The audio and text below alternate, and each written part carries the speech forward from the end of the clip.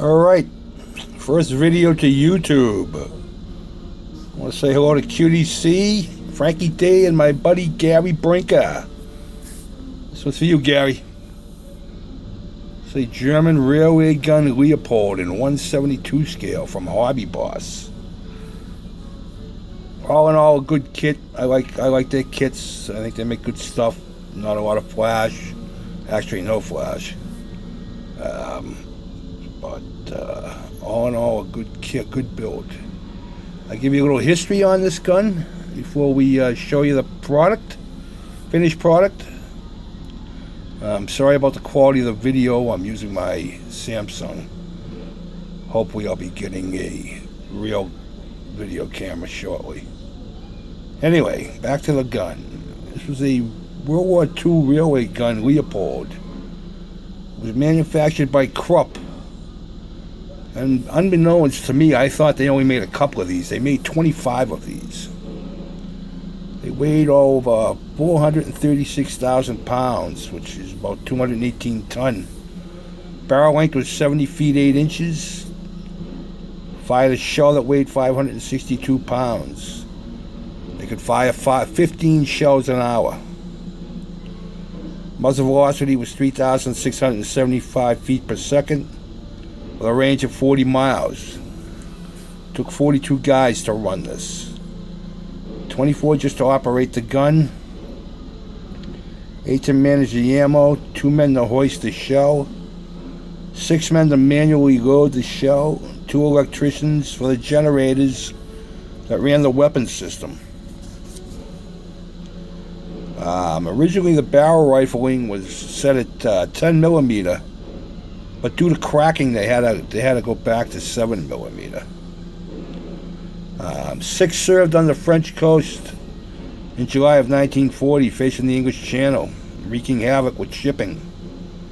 Allied ships couldn't get close because of their range, and the Luftwaffe protected them from any air attacks. Ships had to sail at night, which were prime pickings for the U-boats and the Kriegsmarine. During the invasion of Anzio, 2 ended up in Italy.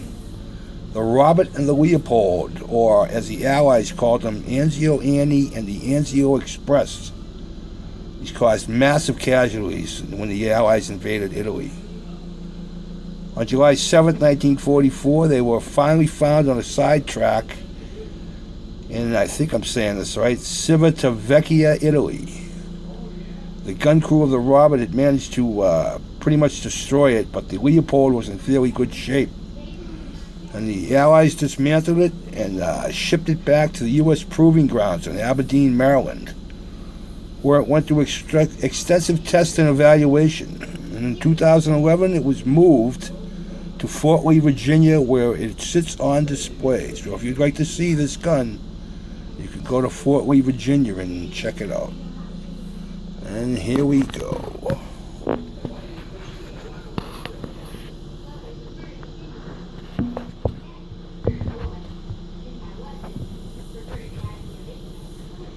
There it is, boys.